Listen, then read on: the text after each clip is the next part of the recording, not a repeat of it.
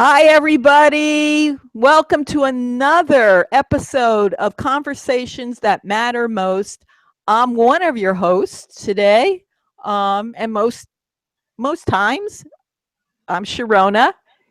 I had to re- Almost, yes, you are Sharona. I am Sharona, and of course, with me is my awesome, what, awesome cohort and troublemaker all around, Claudette. Hi, Claudette.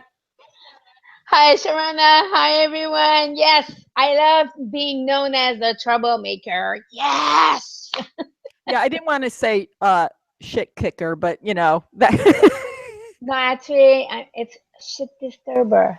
shit disturb. Um, and I'm just a free radical and fringe element. So there you go. And today we're going to be talking about fierce feminism, how it applies to us as women, as midlife women, as stepmoms, as people, as other sanctioned beings on this planet. And for those who have been following us for over a year now, thank you for being here again. And Yay. yay! A round of applause. And for those who are new, just a little backstory. We've been, like I said, doing this over a year now. And we started because we're having conversations amongst with each other, right, Claudette? And Yeah, we said, why don't we share this? Because heck, I don't think we're the only two that think this way, think on these topics. exactly. And so we are not scripted, as you can see. I have we just have an idea of what we are going to talk about, and We we have just a blank piece of paper. a blank, because sometimes I like to take notes, maybe doodle, because I'm that kind of person. Claudette, I know, takes lots of great notes, because she's just awesome. We're And both awesome. Claudette, you're known as the stepmom coach. Do you want to just say a little bit about what you're what are you all about, Claudette? Let's just hear about it for a couple moments before we begin. Oh, I think we lost Claudette. So, okay. Oh, you're back. I so I've been going in and out here. Okay. Okay. So I've been known as a stepmom coach, and what I'm all about is helping stepmoms build and create stronger and healthier relationship. One, I've been a stepmom now for 27 years, and thank you. Married 20, and I've been through a lot of the ups and downs, and the transitions, the changes, and I think that's what attracted Sharona and us to one another, is that we both love change and want to create change and help people move through change. And we'll talk a little bit about change in our topic about feminism today. And it's mostly to create stronger and healthier relationships, especially amongst the families. So, Sharona, I know you work with midlife women. So tell us a little bit more about what it is you do and how you support midlife women like me, myself, where I'm at in my stage in life. Well, it's interesting. I have been a catalyst for change since I've been a little one. And I've noticed that evolved over time, especially when I got into midlife. Um, and so I took the joy of change. I don't know if and transition and transformation, and I decided to focus it with midlife women, because it is a dance. And sometimes we have missteps, and sometimes we walk into walls, and sometimes we trip and fall flat on our face. It's how do we get back up? How do we find our balance? How do we find the core of who we are so that we can thrive in a way which I call wholeheartedly, embodying our emotional wisdom, our life experience, and so that way we're integrating our body, mind, and spirit. So we're thriving wholeheartedly in body, mind, and spirit, and we do it one dance step at a time. Yeah.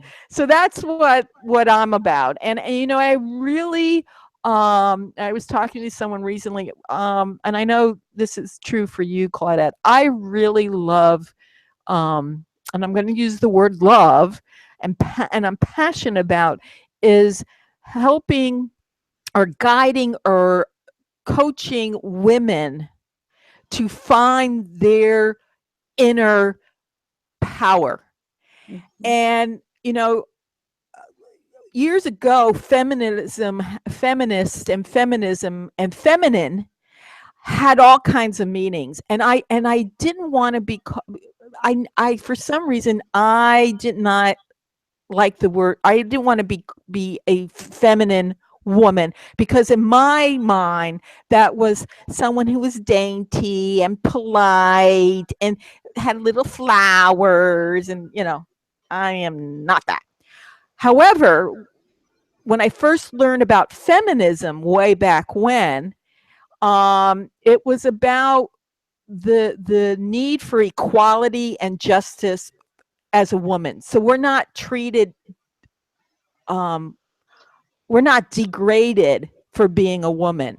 And I've noticed as feminine, you know, and now in these times, these uncertain times, I think feminism is getting a stronger base, and it's incorporating more for equality and justice for all kinds of things. What do you Right. think about that, Claudette?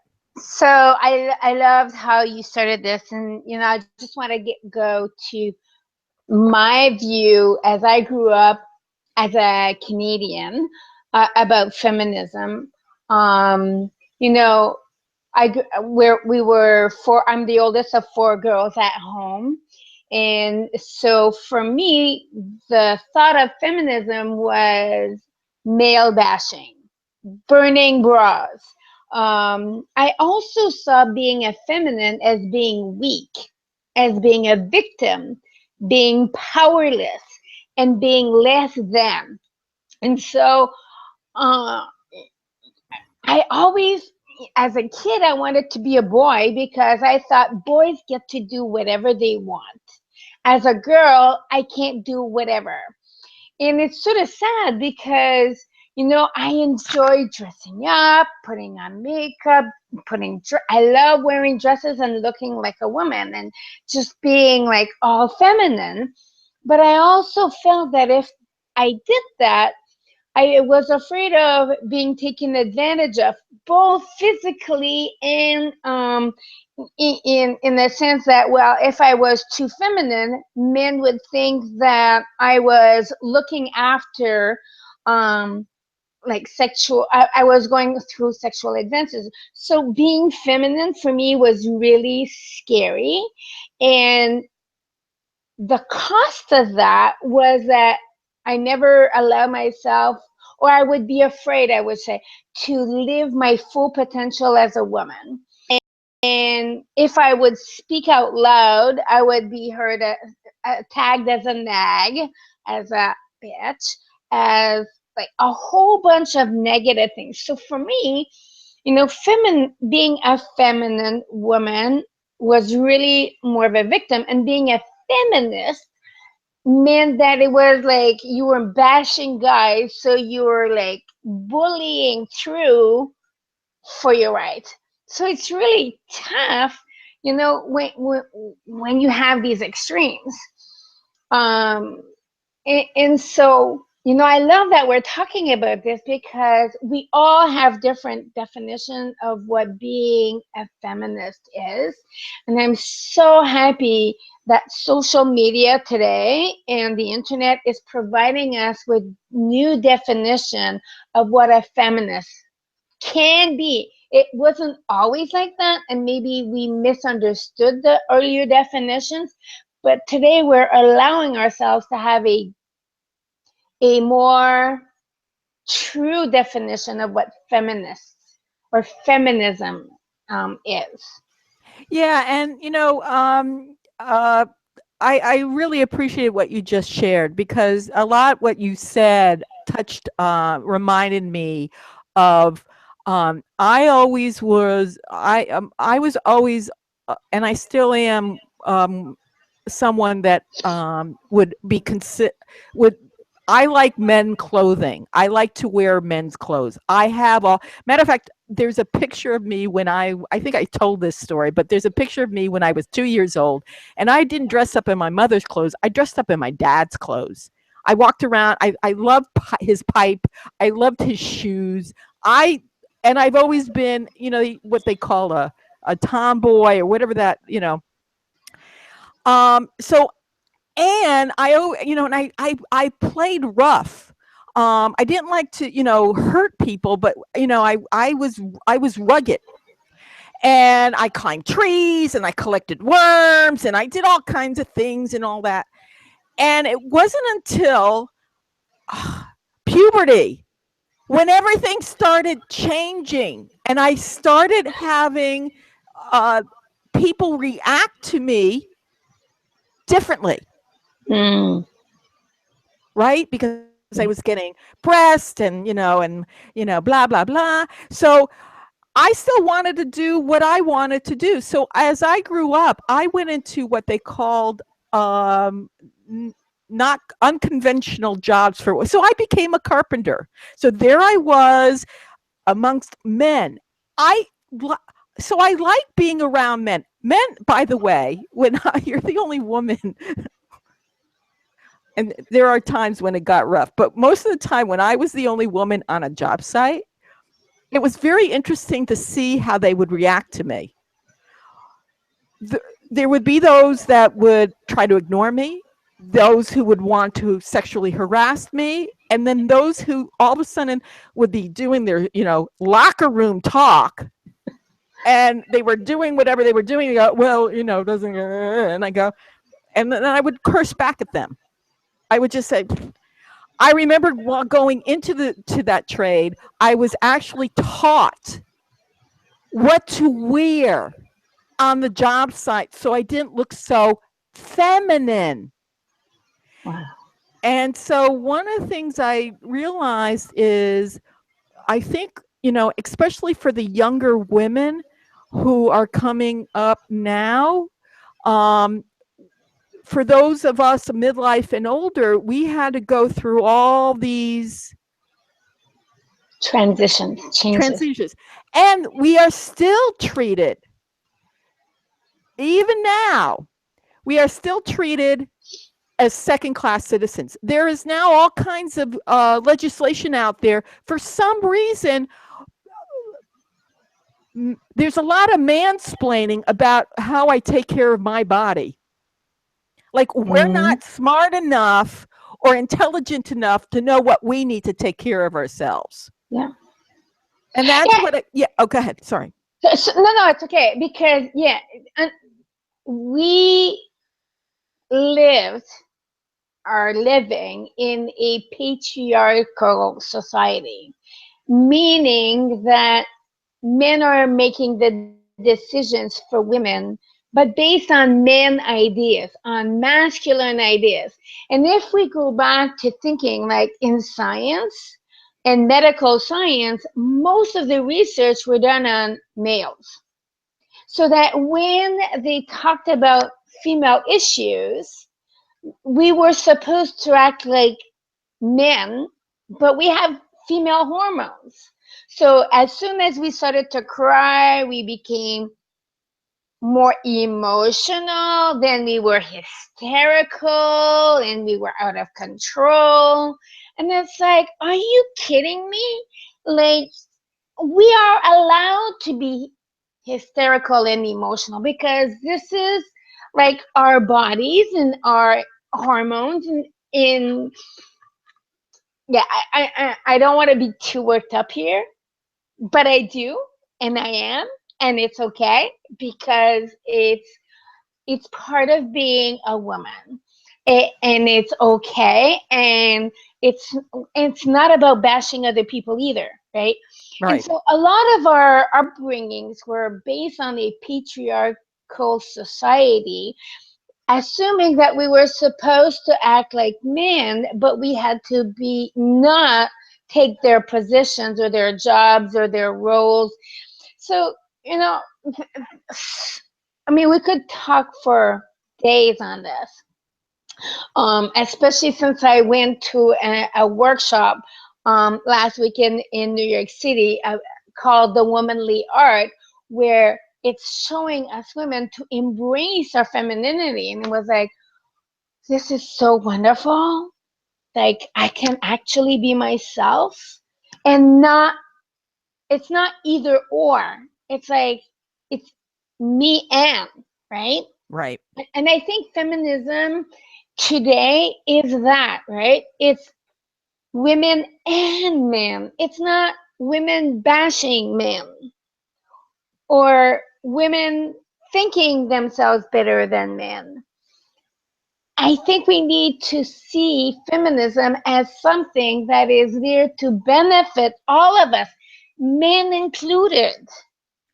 Yeah, and I think we also I think that's what the definition has brought in and evolved because we are also we for me feminism and being a feminist is not a bad word. It's about claiming my power. And first of all, I have a personal thing to a personal thing about the word feminine and I mean feminist and feminism. It doesn't have the word man in it. Like if you have woman, female, right? It's right. So, but being a feminist and being is for me is it's about the equality and the justice for all. That's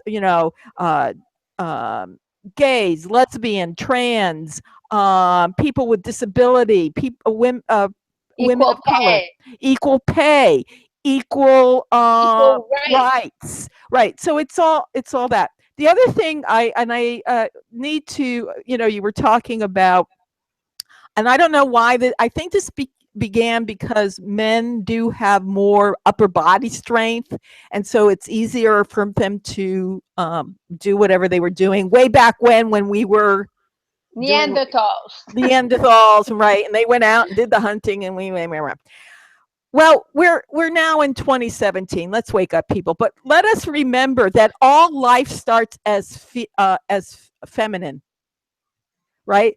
So we all start. That's why all male mammals, dolphins, dogs, cats, lions, wolves, elephants, all male mammals have nipples. Why? Because they started as feminine. And then there's the surge of testosterone coming in and things change. So I always say, thus a man is what? A woman turned inside out. So I think it scares them a little bit about the emotion and they don't want to be seen as a woman. And we still have those kind of languaging in our society. You fight like a girl, you do, So one thing to be a feminist is to say, no, that language is not appropriate anymore. And yes, I fight like me. This is how I fight. This is how I drive. This is how I, and I think the other thing about feminism for me is the ability for us to incorporate everybody's beliefs for a greater good. Yeah, and I love what you just said here because as women, we tend to be nurturers, right? We tend to bring people together and try to find a common good for all of us. Now, you may be saying it's stereotypical, it's being sexist, whatever, but and it's not to say that men are not nurturing. But let's look at biology. Women have a tendency to be a little bit more nurturing because of all the hormones we have in our bodies. Men can be the same. But I also want us to think that, as women, we tend to want to nurture, to bring together and see everything that we can do together. And the reason I'm saying this is that there are studies that are showing that countries that have matriarchal, like, leadership, women in leadership, have a tendency to do better in bringing people together to find solutions to make it inclusive for everybody. Yeah, and I think the other thing too is we, not, and nurturing has many different, what's the word? Definitions. And levels, Okay, yes. right? It's how we nurture looks different. It's like there was a indigenous people nation here, and I can't remember which one, and I apologize, but they had 7 different definitions of what mother is, Mm. different types of mothers. And yet in our Western culture here in the US, there's two there's either a bad mother or a good mother. Or a real mother, and even stepmothers are not seen as a real mother. It's like, are you kidding me? Are you not going to acknowledge a stepmom as a real mom just because she didn't give birth to this child? She's raising it. And even if she didn't raise this child all the time, like, they're nurturing these children. We don't own people. We need a village to raise these kids. And so, yes, and because we don't have the same philosophy, we don't look the same, we tend to say, no, this is mine, this is not yours, and this, like, yeah. And again, that's another topic I could go on forever on, but we're sticking to feminism, being fierce feminism, and what does it mean, and what does it look like, and how we can move forward. Right, Right. and I think you're right, and and you know what? That's the thing is, as we're going through this horrendous time in our history here in the United States, we need to decide, first of all, as midlife women, as stepmoms, or as as people, Individuals. as individuals, we need to really look at what we believe, what is our values, and what strengths that we have as we move forward through this time. How do I support myself? How do I, and there's a saying, you pick your battles. Well, what do you stand for? Yeah. That's the thing, is what do you as an individual stand for? And I know, Claudette and I, when we were talking the other day, I said I had this thing since I've been a child, that I know people have see the world differently than I do. I always have, and I don't care what you do until you impede your beliefs and values on me and make it sound like your way is the only way, and Yeah. that I have to, what is it, uh, get over it and, come to your side. Yeah. And I find that, I don't know what to call that. I don't, but it's something that I started at as a very young. I remember it as a very young age, and it wasn't something I was taught. It was just something that was, I was born that way. So here's the thing: is we have lost in this culture how to have a conversation and how to listen to other people's ideas and beliefs, and to say, well, that's your understanding, but this is my experience, this Yeah. is what I need. Yeah, I would say, like, off the top of my head, the first thing that comes up is just respecting that we're all different, right? Right. Oh, okay. Yeah, well, I think it's a sense of accepting and respecting that we all have our own individual needs, our own way of seeing it, and that it's okay that you may not think like me, as long as you're not holding me hostage to your beliefs, forcing me to agree and follow your regiment or your whatever way of thinking. And as you were talking, one of the things I'm going to say is that as a woman and I do want to refer to the march that we just had last Saturday. And there wasn't only women there. What I saw in is a group of people who came together and wanted to express what they felt was a need to stand up for the rights of all individuals, whether you agreed with the march or not, whether you agreed for whoever was there. I think, and some of the accounts from some of the places I've gone to, they said there were over 5 million people around the world. So if you don't agree, let's say between 3 and 5 million people around the world, which is like never seen before.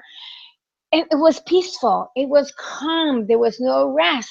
And so there's power in coming together in saying, hey, we need to stand up for something. And I firmly believe that feminism is really what it's about, right? It's sharing and having people come together and say, we need to support one another, whether you're a woman or not.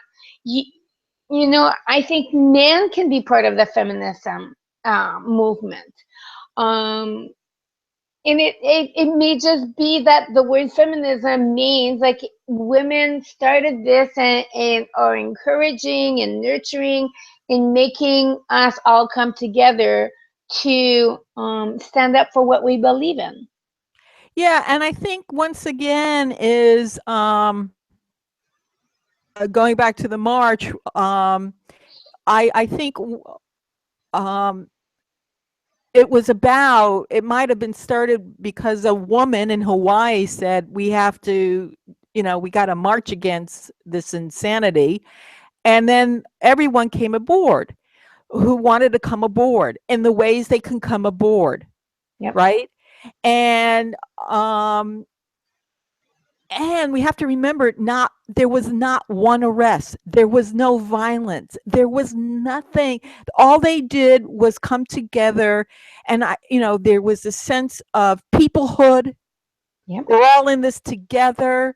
There was generations, there was all kinds of colors, shapes, sizes, ages, you know Religious beliefs. religious beliefs, And gender identities, sexual identities. It was all, in other words, how people were meant to be.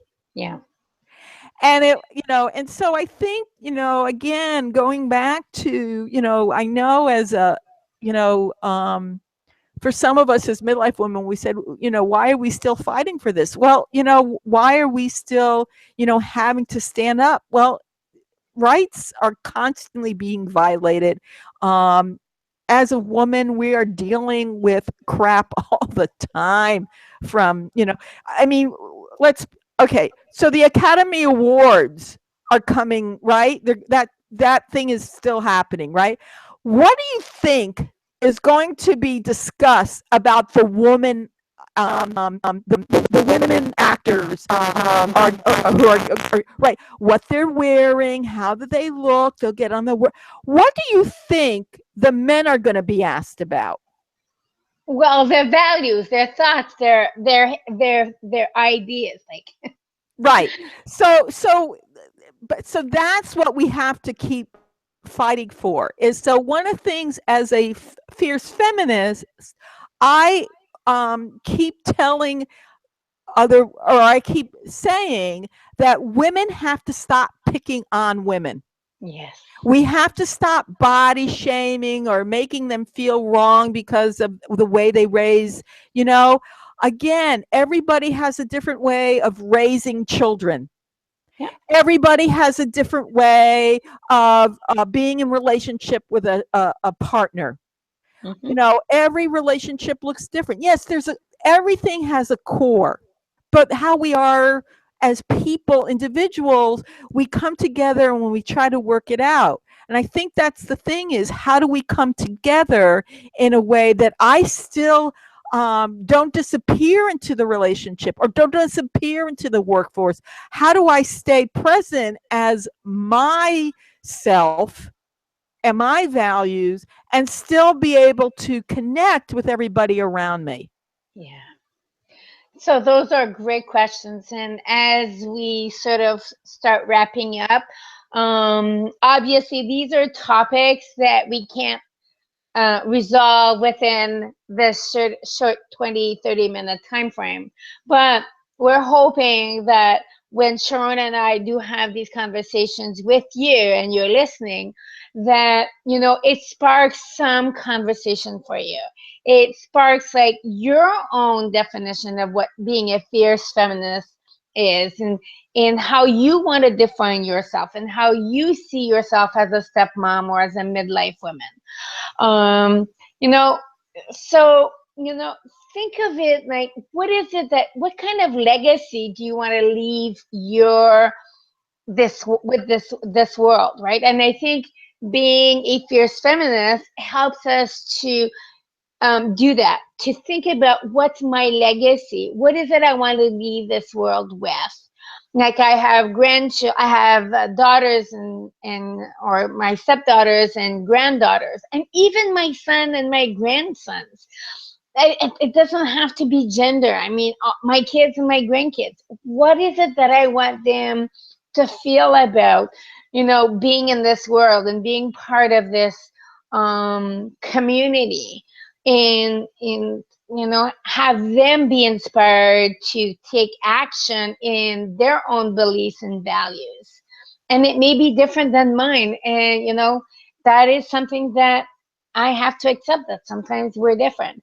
So again, as we're wrapping up, I'm hoping that this is a start of a conversation for you to have with people in your own life, in your own community, in your own home, to think about what it is being a fierce feminist means to you.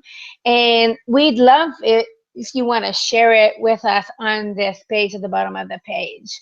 Um, so in the meantime, if you're a midlife woman and you would like to talk more about this, how can they reach you, Sharona? Thanks, Claudette. And one of the things I just want to end in with before we leave, um, since we started this conversation a few days ago, the movie Green Fried Tomatoes came up, and if you haven't seen it or it's been a while, really watch her as she goes from being how she becomes a fierce feminist. It's really a very wonderful, and that's the I can't remember the character's name, but that's the Kathy Bates character. Oh, That yes. right. So how she, what she is at the begin, her transformation. And so if you're, and she's a midlife woman, she's a midlife woman who's making that transformation. So if you're in, you're in the process and you're still feeling that you're having trouble, or you're challenged about finding what's important to you, what your legacy you want, what is it that you want to stand up for yourself for, you can, I would be love to hear from you, and you can contact me at Sharona at midlifewomendancingwithchange.com. The website is www.midlifewomendancingwithchange.com. Hashtag midlife women dancing with change, or hashtag emotional impact. Because one of the things I do know for sure, as midlife women, as individuals, we are not meant to do life alone. We are meant to have a village, an entourage, a tribe to help us through. So, um, find that support that you need. Contact me. Also, I have on my website, if you go there, a free mini e-seminar called Thriving in the Midst of Midlife Change. You can download it. You'll also be on the email list of Moxie and Thrival tips. And I am putting out shortly Courageous Women Taking Risks, Reaping Rewards, a playbook. So that will be coming out shortly. And so that's, so any, and more resources will be coming. Claudette, so if there's a stepmom out there that says, I need to find my voice, I need to rise up. How can they get a hold of you?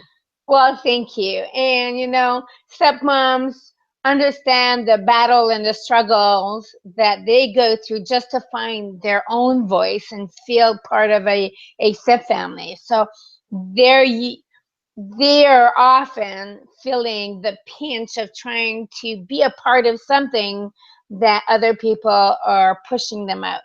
So if you're a stepmom feeling like this, feeling like it's hard for you to be a part of, um, to feel a part of a family, I'd love to have a conversation with you.